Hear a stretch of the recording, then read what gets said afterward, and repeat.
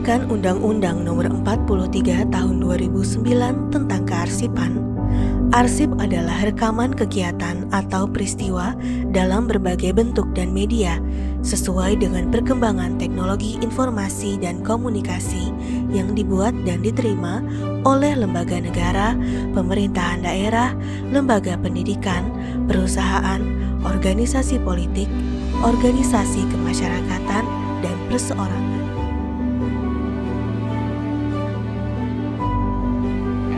Indeed, that's the history of the whole world. We call this something Pancasila. Pancasila or the five pillars of our state.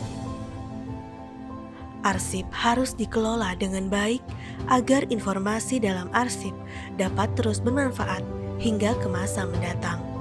Namun, dalam perjalanan pengelolaan arsip tersebut, banyak ditemukan hambatan dan tantangan, yaitu penerapan paradigma baru kearsipan belum komprehensif. Tata kelola pengelolaan arsip parsial. Pemanfaatan artificial intelligence belum diterapkan. Kapasitas dan jumlah SDM kearsipan belum memadai. Partisipasi masyarakat belum optimal. Untuk mengatasi hambatan dan tantangan tersebut, dibutuhkan suatu terobosan inovatif. Terobosan tersebut adalah Grand Design Pembangunan Memori Kolektif Bangsa atau MKB. Memori Kolektif Bangsa atau MKB merupakan program kearsipan nasional dalam rangka pemajuan kebudayaan. MKB mempunyai misi agar arsip dapat digunakan selama mungkin melalui isi informasi yang terdapat dalam arsip tersebut. Lingkup arsip dapat lebih meluas dari Indonesia ke internasional dengan adanya keseimbangan khazanah arsip pusat dan daerah. Hal tersebut dapat beriringan dengan meningkatnya kualitas arsip berdasarkan nilai signifikansi sejarah dan dampak untuk masa kini dan masa depan.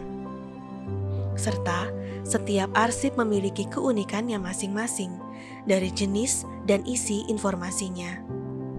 Arsip menjadi bukti keberadaan dan kedaulatan Negara Kesatuan Republik Indonesia.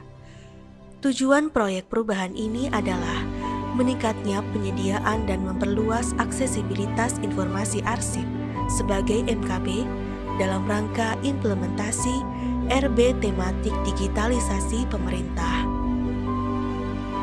Proyek perubahan ini memiliki manfaat untuk arsip nasional Republik Indonesia, yaitu informasi arsip utuh, otentik, dan lengkap, menjadi referensi kebijakan kearsipan nasional, layanan publik cepat, mudah, dan di mana saja, mainstream penyelenggaraan kearsipan. Selain itu, proyek perubahan ini juga memiliki manfaat untuk stakeholder terkait, yaitu mempermudah akses publik, meningkatkan literasi kesadaran arsip, budaya, dan sejarah bangsa, menyediakan sumber primer, ilmu pengetahuan, dan referensi kebijakan. Kegiatan yang dilakukan dalam proyek perubahan tersebut adalah menyusun model pengelolaan arsip sesuai paradigma baru kearsipan, mengintegrasi pangkalan data hasil pengelolaan arsip, menyusun peta jalan pemanfaatan artificial intelligence pengolahan arsip, menyusun regulasi Grand Design Pembangunan MKB,